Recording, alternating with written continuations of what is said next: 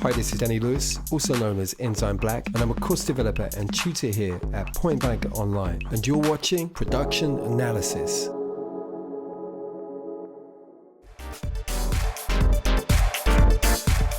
So this is a musical idea that I've got on the go, and this all started with reverse engineering that Disclosure remix of Jessie Ware.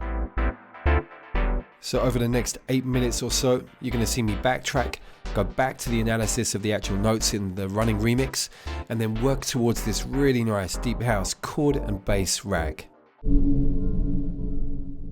So I've broken the remix down into 3 audio clips. The first one is the riff in its more simplistic form for 4 bars. The second one is where it starts transposing up and down and it's more rapid in terms of the actual pattern. And then finally, I've managed to get it a bit more isolated here, and that's going to be the one that I'm going to use to try and extract the chord data. So Melodyne works well with more isolated sound sources. That's why I've picked this particular clip. And even though it's filtered with a low pass filter, I think we're going to get the MIDI notes out. Let's open up the browser, audio units, Ceremony, Melodyne. And I'm going to double click on this. It's going to load it onto the selected track.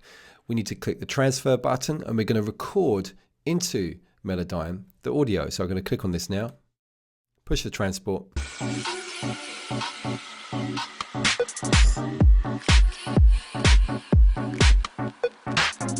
So there we go. Now this is, at the moment, is the monophonic algorithm. So we come up to the algorithm menu, we come down to polyphonic, and it's going to attempt to read the musical data. I'm looking for some musical kind of patterns. I'm looking for chords visible, and I can see a cluster of notes that look like they're chords. I think this information here is superfluous, so I'm just going to delete this, and I'm going to double check that it's okay by playing and listening back.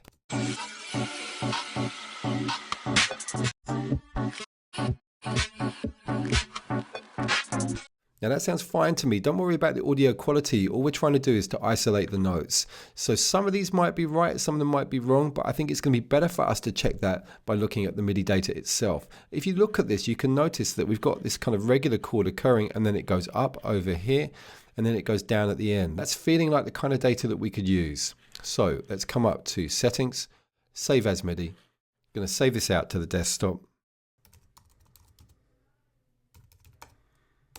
And we can use this MIDI data as a clip inside Ableton assigned to any of the instruments that we want to use. So we've got 2 MIDI clips here connected to an instance of analog. You could use any analog synth that you have, but this is the one that comes with the Ableton Live suite. What I did firstly was to do Command A to select everything and then bring the velocities up. Makes it clearer and easier to see what's happening with the notes. The next thing I did was to select all of these and quantize these. So Command plus U to quantize.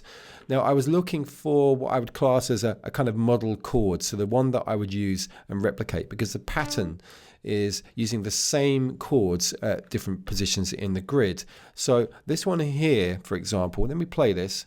I'll put the click on as well. Let's move this over here.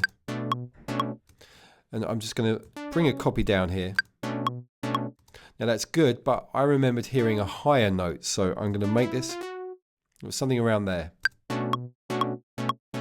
So you can see what's going on. We've got these chords. I can then bring a copy over here. Let's bring this over, shorten this. Let's make a copy. In fact, I can use the same one here. The durations are not necessarily correct at the moment. I'm just showing you how I was forming these chords. And then do the same here. So we've got identical positions in terms of the actual piano notes. And this carried on until we had a section where it changed here. So I could take these away and I could just make a copy here. So this is the kind of stuff that I did earlier.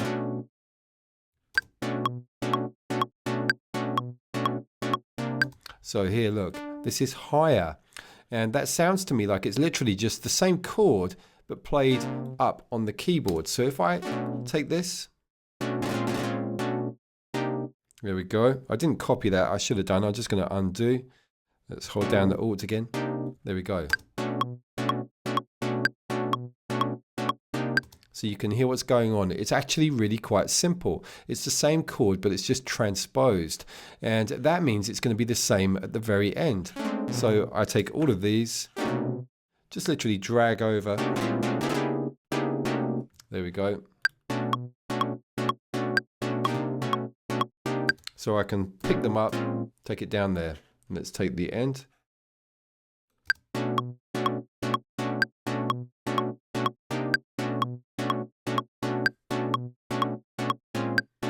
So that's the pattern, this is it, and this is more accurately reflecting the original, because what I did was I played the stab section and I copied the note durations. We have a mixture, so you have the longer one here, then the shorter ones, longer, shorter, longer. So have a listen.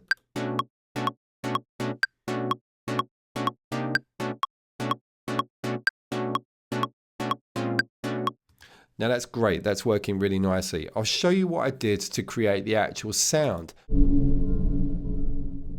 So if we come back to analog, there's just a few changes here from the default setting.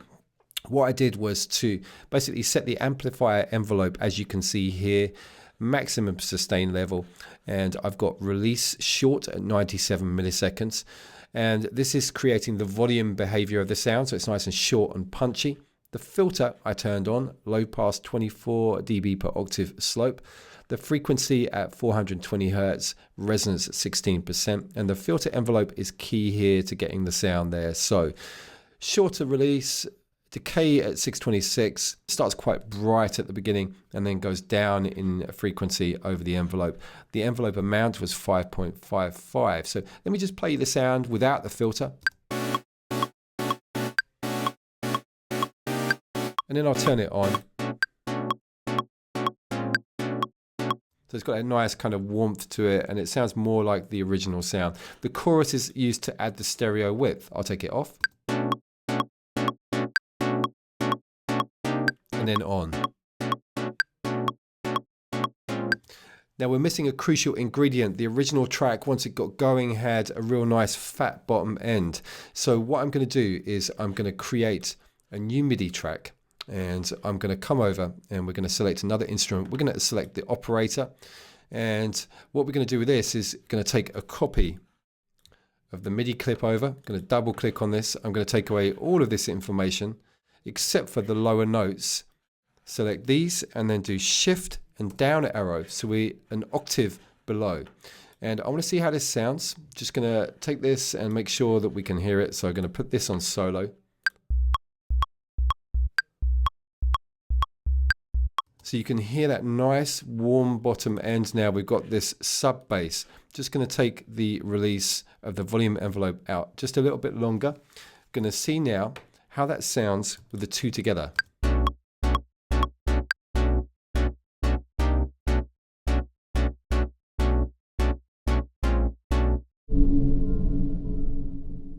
So this is where everything comes together. This is that deep house instrument rack that I've created. The inspiration was Disclosure's remix of Running. I've taken the same note spacing and put it into the chord device here. So if you take a look, I counted up the amount of semitones. And if we take a look at my rack, you can see that I've got +10, +14, +15, and +19 semitones. That creates this really distinctive sound. The operator is running at the lower octave as well. So the two combined create the sound.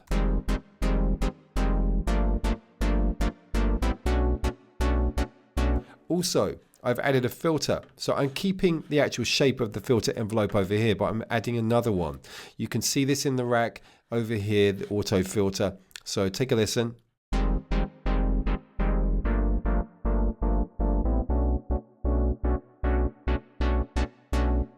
So although we were copying the actual note spacing of the Disclosure remix, what we've ended up is something that we can use entirely for ourselves in our own unique way. So the inspiration was there. Thanks to those Disclosure guys. It's a wicked remix, but we've got ourselves something now that we can use on our own productions to create our own vibe.